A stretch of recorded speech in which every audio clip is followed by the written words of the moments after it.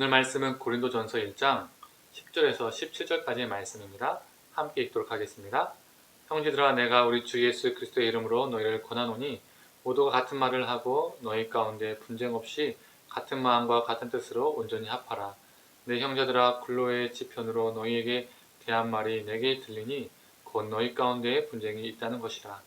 내가 이것을 말하거니와 너희가 각각 이르되 나는 바울에게, 나는 아볼로에게, 나는 게바에게, 나는 그리스도에게 속한 자라 한다는 것이니 그리스도께서 어찌 나뉘었느냐? 바울이 너희를 위하여 십자가에 못 박혔으며 바울의 이름으로 너희가 세례를 받았느냐?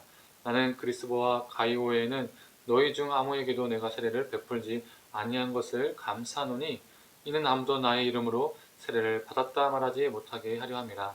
내가 또한 스데바나짓 사람에게 세례를 베풀었고 그 외에는 다른 누구에게 세례를 베풀었는지 알지 못하노라.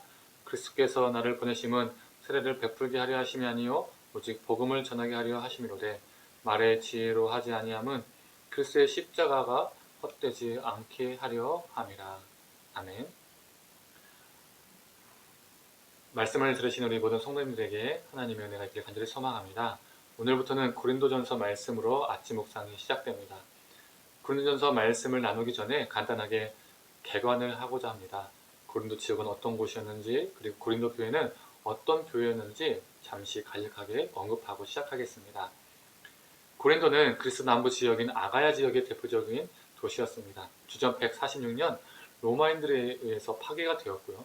100년간 폐허로 남아있다가 주전 44년에 가이사 황제가 로마 군단의 퇴역 군인들을 위해서 식민지를 만들어서 거기에 거주하게 했습니다. 즉 고린도를 재건했습니다.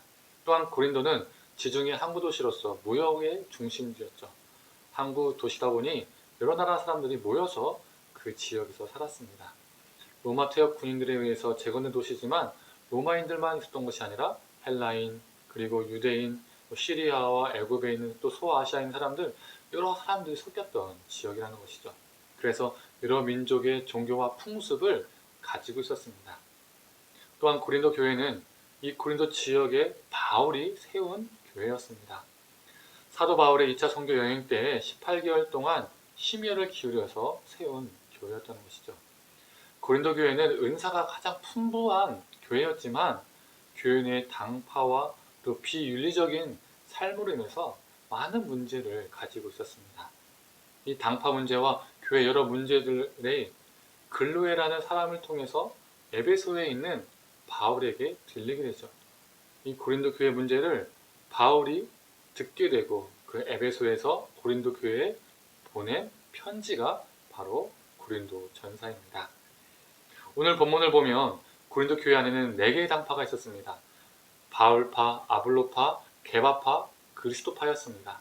나는 바울에게 속했다, 나는 아볼로에게 속했다, 나는 게바에게 속했다 하면서 싸웠던 것이죠. 심지어 어떤 이들은 우리는 그리스도에게 속했다라고 말하는 사람도 있었습니다. 분명 우리 모두 다 그리스도에게 속한 자들이 맞지만 바울이 그들까지도 포함해서 비판하는 것을 보면 무엇을 알 수 있습니까?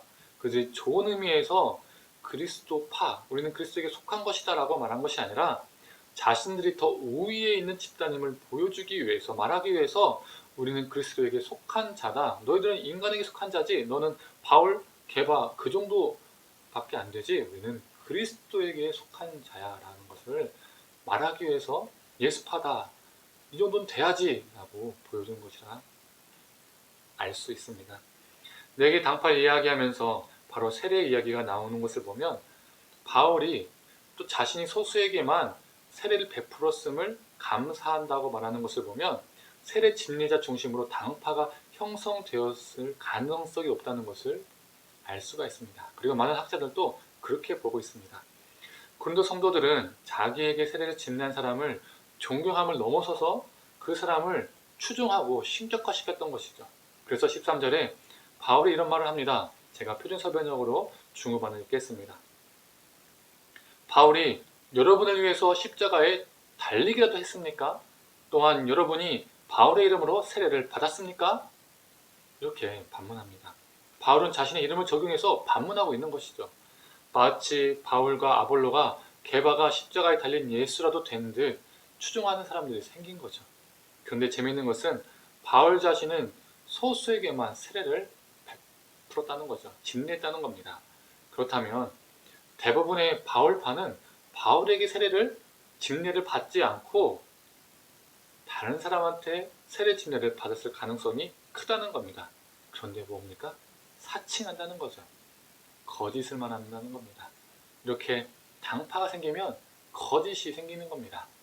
자신의 당파가 더 뛰어남을, 우월함을 보여주기 위해서 말이죠. 아볼로나 게바파도 마찬가지였을 겁니다.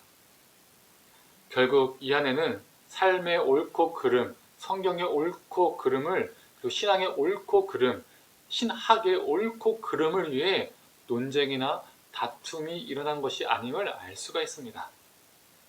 교회 안에서 그저 누가 우위에 있냐, 권력, 기득권의 다툼이었음을 알 수 있는 거죠. 사람이 모인 곳에는 논쟁과 다툼이 생기기 마련입니다. 획일적으로 모든 사람들이 똑같은 생각을 할 수 없기 때문이죠. 교회도 사람이 모인 모임입니다. 그래서 삶과 신앙의 옳고 그름에 관하여 또 누군가가 그릇된 길을 선택했거나 그리고 그것을 행하고 있다면 그것을 가지고 우리는 논의하고 논쟁할 수 있습니다. 그렇게 하면서 그릇됨을 알게 하고 또 돌이킬 수 있는 기회가 되는 것이죠. 그런 과정에서 사랑으로 품고 하나 될 수 있는 상황으로 나아가는 겁니다. 그러나 문제는 무엇일까요? 옳고 그름을 하나님 보시기에 무엇이 합당한지를 판단하기보다는 자기 편의 주장만을 관철하는 겁니다. 더 이상 옳고 그름, 합당함에 문제는 없습니다. 무조건 내 편이 아니면 상대는 적이 되는 것이죠. 그리고 그 안에서 누군가를 추종하고 그 사람을 신격화시키는 겁니다.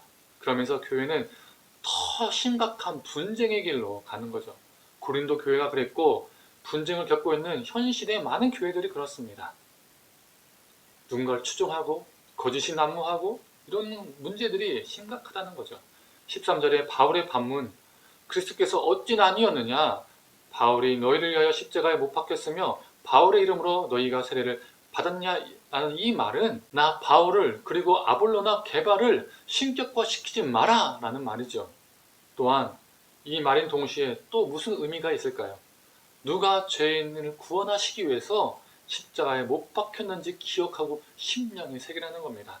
나 바울도 아닌 게바도 아닌 아볼로도 아닌 오직 예수 그리스도가 그것을 행하시고 또 구원하셨다라고 너희가 따라할 것은 예수다라고 말하는 겁니다. 그래서 바울은 17절에 이렇게 말하고 있죠.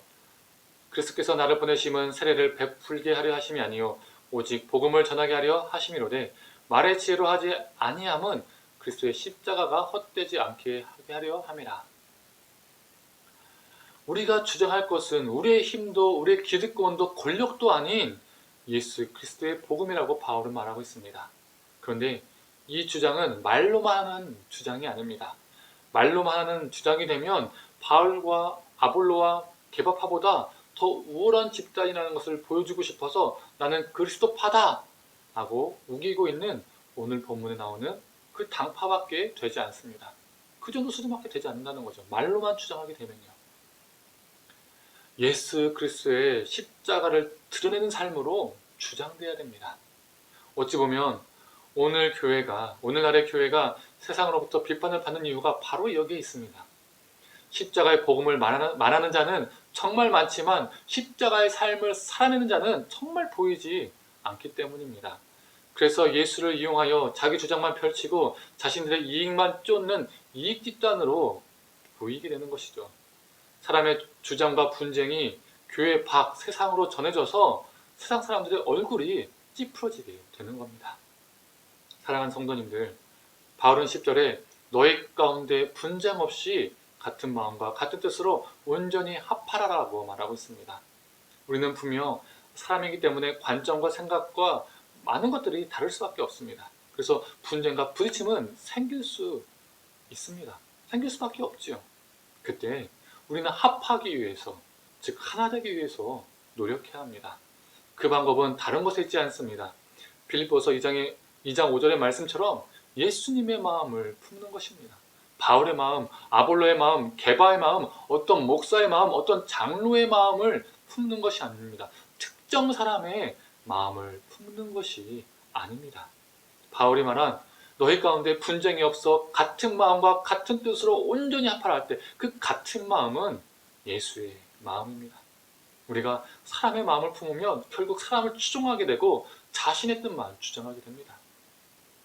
높아지신 것이 아니라 자기를 낮추시고 죽기까지 복종하신 예수님의 마음을 함께 품는 것입니다. 그리고 그 마음으로 함께 십자가의 삶을 살아내는 것입니다. 그때 교회는 사람의 주장과 분쟁으로 세상 사람들의 얼굴을 찌푸리게 하는 것이 아니라 진정한 십자가 복음으로 세상을 변화시키게 될 것입니다. 오늘 하루도 예수의 마음을 품고 십자가의 삶을 살아내는 저와 우리 성도님 되기를 간절히 축원합니다. 기도하겠습니다. 하나님, 우리는 사람이기에 생각과 가치관이 삶의 방식이 달라서 때로는 부딪히고 또 다툼을 할 때도 있지만 그 안에서 다른 무엇이 아니라 예수의 마음을 갖게 하여 주시옵소서. 누군가보다 높아지려 하고 또 가지려 하고 또 업신여기고 또 그 안에서 당파를 만들고 또 그 안에서 거짓을 만들고 또 사람을 추종하고 그러한 고린도 교회의 모습이 아니라 하나님, 우리가 다툼이 생겼을 때에 예수의 마음, 죽기까지 낮아지신 그 예수의 마음을 우리가 갖게 하셔서 서로 사랑하고 품을 수 있는 존재들이 되게 하여 주시옵소서. 하나님, 이 땅에 수많은 십자가의 이야기는 선포되고 그 십자가의 이야기가 난무하지만 십자가의 삶을 살아내는 이들이 적음을 보게 됩니다. 그래서 세상 사람들이 보기에는 얼굴을 찌푸리고 예수를 이용하여 살아가는, 십자가를 이용하여 살아가는 그러한 집단으로 보일 때가 참 많이 있습니다. 하나님, 우리가 입으로만 십자가를 이야기하는 것이 아니라 삶으로 살아내는 십자가의 삶을 살게 하여 주시옵소서. 그래서 오직 예수 그리스도만이 우리 가운데 증거되게 하여 주시옵소서. 오늘 하루도 그러한 삶 살게 하여 주시옵소서. 모든 걸 감사드리며 사랑에 많으신 예수님의 이름으로 기도드립니다. 아멘.